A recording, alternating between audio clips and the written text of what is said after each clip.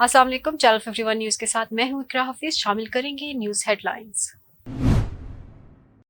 निगरान वज़ीर-ए-आज़म अनवर हक काकड़ की मुत्तहदा अरब अमारात की हुकूमत और अवाम को उनके 52वें कौमी दिन पर मुबारकबाद। निगरान वज़ीर-ए-आज़म अनवर हक काकड़ ने मुत्तहदा अरब अमारात की हुकूमत और अवाम को उनके 52वें कौमी दिन पर मुबारकबाद देते हुए कहा है कि मैं इस तारीखी दिन पर COP28 के लिए दुबई में आकर बहुत खुश। पाकिस्तान को अपने अमाराती भाइयों की शानदार तरक्की पर फख्र है। निगरान वज़ीर-ए-आज़म का कहना था कि UAE को तिजारत, सियाहत और टेक्नोलॉजी के आलमी मरकज में तब्दील करने पर क़यादत को सराहते हैं।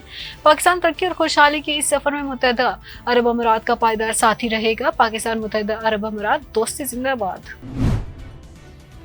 पाक फौज वतन दुश्मनों के मज़मूम मज़ाइम को नाकाम बनाने के लिए तैयार है। Army chief general Syed Asim Munir ने वाज़ेह किया है कि पाक फौज वतन दुश्मनों के मज़मूम मज़ाइम को नाकाम बनाने के लिए तैयार है और कौम की हमायत से मुल्क दुश्मनों को शिकस्त देंगे।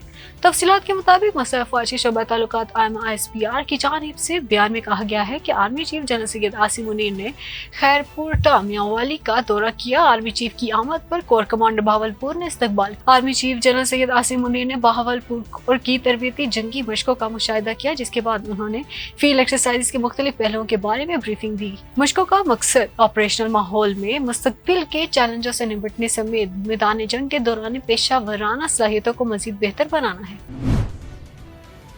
PTI के नौ मुंतखब चेयरमैन का अहम बयान आ गया। PTI के नौ मुंतखब चेयरमैन बैरिस्टर गौहर अली खान का कहना है कि ये मनसब मेरे पास अमानत के तौर पर रहेगा। सरबराह PTI चेयरमैन थे और हमेशा रहेंगे।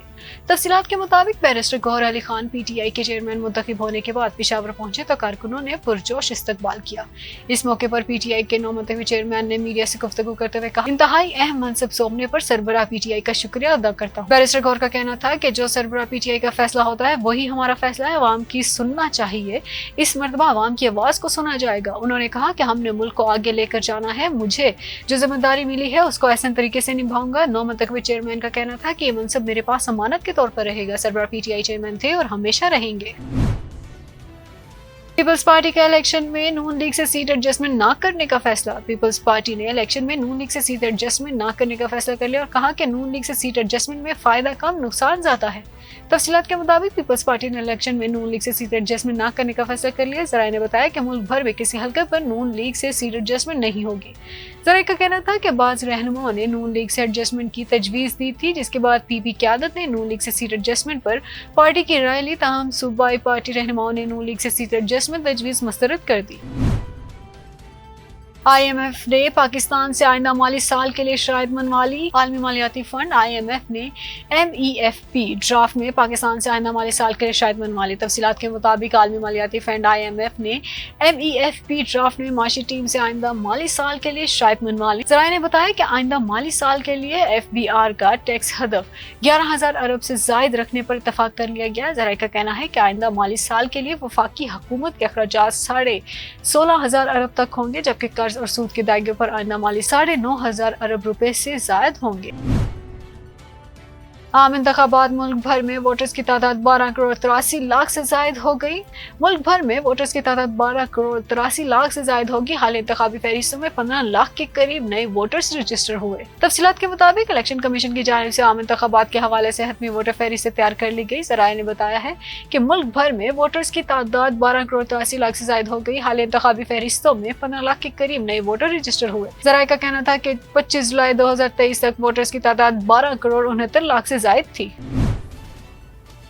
परवेज इलाही मुन्ने सलाई के खिलाफ 1 अरब 23 करोड़ का रेफरेंस दायर। चौधरी परवेज इलाही, मुन्ने सलाई और दीगर के खिलाफ गुजरात मंसूबों में किकबैक्स की तहकीकात मुकम्मल हो गई। नैब ने उनके खिलाफ 1 अरब 23 करोड़ का रेफरेंस दायर कर दिया। तफसीलात के मुताबिक नैब ने गुजरात मंसूबों में किकबैक्स पर 1 अरब 23 करोड़ का रेफरेंस एहतसाब अदालत लाहौर में दायर कर दिया, जिसमें परवेज इलाही और उनके बेटे मुन्ने सलाई मरकजी मुलजिम नामजद कर दिए गए। नैब ने रेफरेंस में इस्तदा की है कि एहतसाब अदालत ट्रायल करके मुलजिमान को सजा दे। नैब रेफरेंस में कहा गया है कि परवेज इलाही, मुन्ने सलाई और दीगर मुलजिमान कौमी खजाने को नुकसान पहुंचाने में कसूरवार पाए गए हैं। परवेज इलाही ने अपने ओहदे का नाजायज इस्तेमाल किया और रिश्वत वसूल की। इंटेलिजेंस बेस्ड ऑपरेशन के दौरान अहम कमांडर समेत 14 दहशतगर्द गिरफ्तार। दहशतगर्द अहम तंसीबात पर हमले की मंसूबाबंदी कर रहे थे। तर्जुमान CTT। محکمہ انسداد دہشت گردی CTD نے صوبہ کے مختلف علاقوں میں انٹیلیجنس بیسڈ آپریشن کے دوران کالعدم TTP اور جماعت الحرار کے اہم کمانڈر سمیت 14 دہشت گردوں کو گرفتار کر لیا۔ ترجمان CTD کے مطابق کارروائی لاہور، خوشاب، فیصل آباد، گجرانوالہ، بہاولپور، ڈوبا سنگھ، گجرات اور ساہیوال میں کی گئی۔ گرفتار دہشت گردوں سے بارودی مواد، اسلحہ برآمد کر لیا گیا۔